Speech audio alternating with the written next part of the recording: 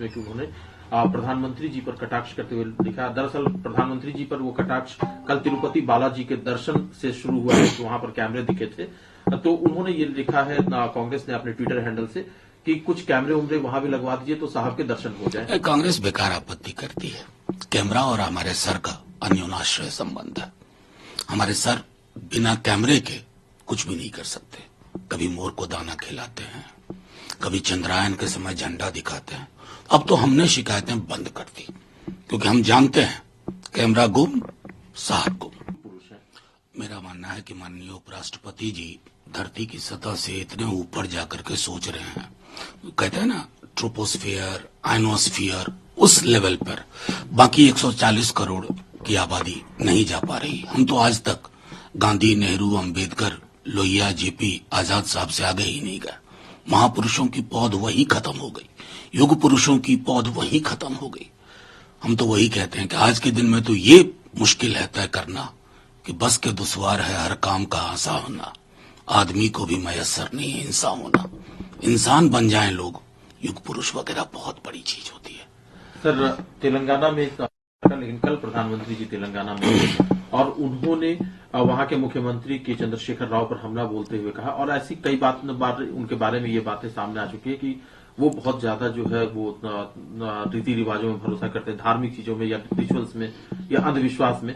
कल प्रधानमंत्री जी ने भी कहा कि वो तांत्रिकों में भरोसा करते हैं और इसी वजह से अपने ऑफिस में नहीं जाते हैं, अपने फार्म हाउस से सरकार चलाते हैं। धार्मिक रीति रिवाज, देखिए दो चीजें, प्रधानमंत्री जी कब किस पर हमलावर होंगे ये बहुत प्रेडिक्टेबल हो गया है। मैंने दोनों पार्टियों के बहुत ही स्नेहपूर्ण संबंध भी देखे हैं, एक दूसरे की तारीफ में कसीदा करते हुए भी देखा है, सदन के अंदर सदन के बाहर। माननीय प्रधानमंत्री जी, देश को अंधविश्वास से मुक्त होने की जरूरत है। पहल करिए ना आप। आपकी पार्टी ने भी अंधविश्वासियों की एक फौज खड़ी कर दी है, वहां भी चोट होनी चाहिए ना, या एक तरफा चलेगा मामला? लेकिन सर कांग्रेस पार्टी भी हमलावर है, कांग्रेस पार्टी भी के चंद्रशेखर राव को इस मुद्दे पर घेर रही है, साथ ही ये भी कह रही है कि वो सिर्फ अमीर लोगों से मिलते हैं, कॉमन लोगों से मिलने का तो कोई सरोकार नहीं है। दोनों आलोचना में थोड़ा फर्क है। प्रधानमंत्री जी की आलोचना जिन मुद्दों पे है ना, वो मुद्दे प्रधानमंत्री जी पर भी तारी रहते हैं। प्रधानमंत्री जी को लंबी लकीर खींचनी होगी, और लंबी लकीर खींचने के लिए उनको बहुत सारे डिलीट बटन अपनी पॉलिटिक्स के भी, अपनी पर्सनालिटी के भी दबाने होंगे।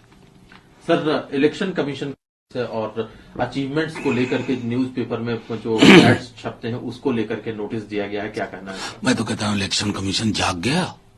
कहां थे साहब आप? कितनी दफा तो हमने कंप्लेन की है, अब सोए रहे। बीजेपी के मामले में हमने आपको कभी प्रोएक्टिव नहीं देखा।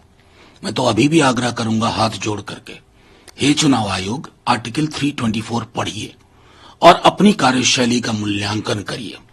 आप कार्रवाई करिए, लेकिन जिस प्रकार की कार्रवाई आप विपक्ष के दलों पे करते हैं या करते दिखते हैं, उसी प्रकार की कार्रवाई बीजेपी पर भी होनी चाहिए, या उनके लिए अलग निजाम है। ये नहीं होना चाहिए ना।